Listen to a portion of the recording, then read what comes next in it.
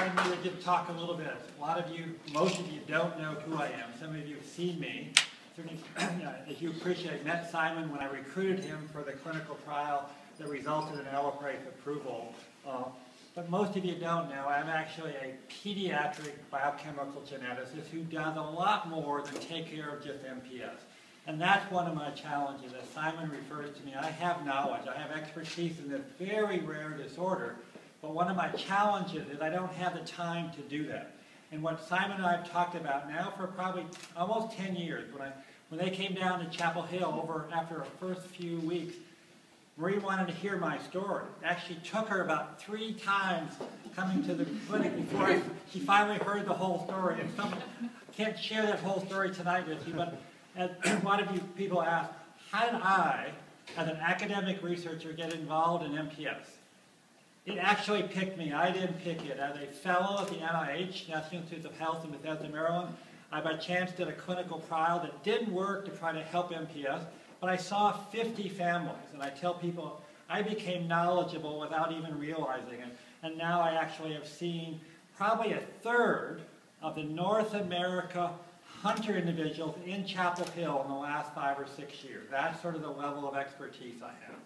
But I have to do far more than take care of MPS. And so what Simon and I have been talking about, and most of you appreciate, I'm only 35, right? And believe that, I have some great property north of the Hudson Bay I'll sell you.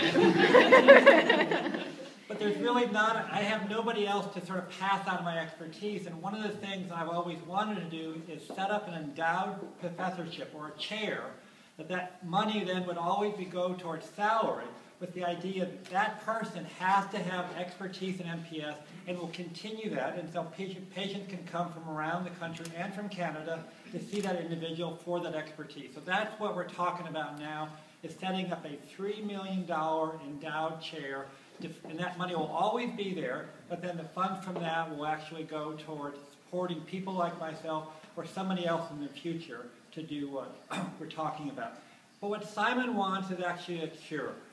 As an academic physician, a cure is really a tough issue for me. This is a genetic disorder. Yep. Every cell in his body is affected. But what I can say is that we can actually do a substantial amount of improvement in quality of life and actually help individuals far more than they're getting now with appropriate resources. But that resources are really challenging.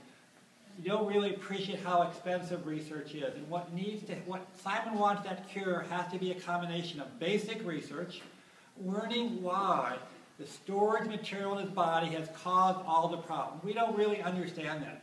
We know how we can help, but we don't understand the cause. And to develop new therapies, we need to understand that. Plus, we then need to translate that into practicality, to take that basic concept, take it out of the lab, and put it in the clinic. Just hiring 3 or 4 people who are going to work full-time on that problem takes $1 million a year.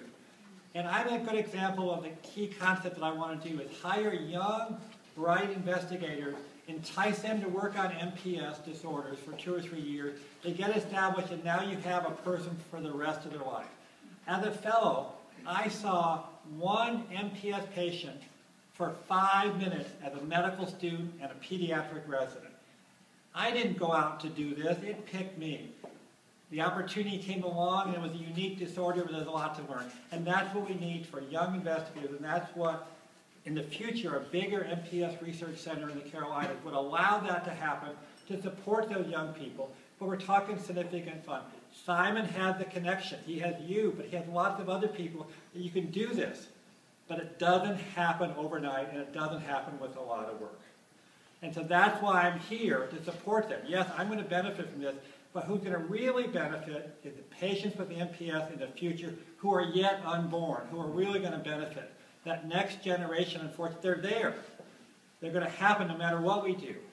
And Simon appreciates his family is potentially impacted by this. And so that's one of the needs that I'm here for. So just be aware that there's a lot of things that Simon does. Simon is a unique individual. He's changed me in a lot of ways. I've changed him probably more than he's changed me. But that's a mutual benefit. And so that's happening. So I again want to thank Simon. It's been my pleasure to be up here. And I hope you continue the effort he's doing, because it's really a unique adventure he started on.